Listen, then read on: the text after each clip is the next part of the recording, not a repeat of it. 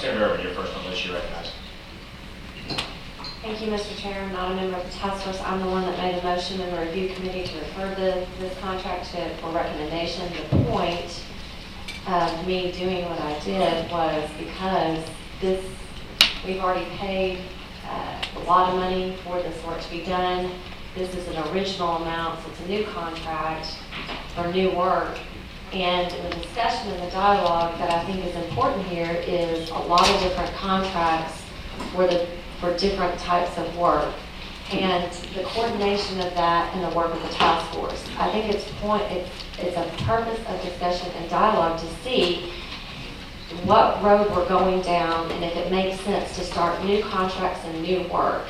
And without having the full, and I understood that we were going to present all of what you presented because there are other sides and there are concerns that need to be presented at the July 15th meeting. So I'm not here to debate this program. I'm here to simply say, when you're looking at these contracts, and it's not just this contract, it's all the contracts all across the spectrum, and it's the management of all those contracts. I don't want to pay for duplication of services in multiple contracts.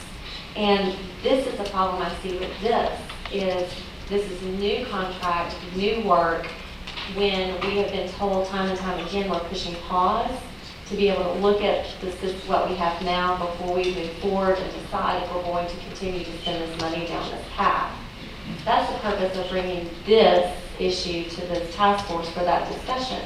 Because just like we did in the special session with an efficiency bill, I think we're spending money on the same thing in different areas, and that's problematic to me.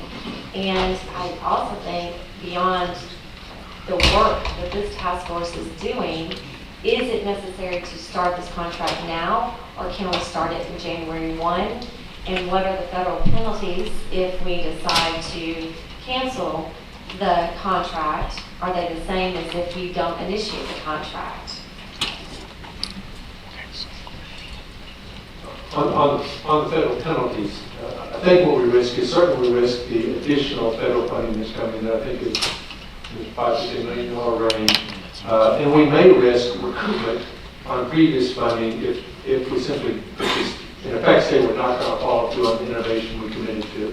I think if we are able to go to them at some point during the work of the task force, in the task force, and say, we'd like to take a different direction with new innovation, I think they'll be very open to that. If we simply stop now, I think they'll take it as, so you're not innovating after all. So that's the risk to us. But I think we're in good shape if we have an alternative plan moving forward. And that may or may not involve an engine.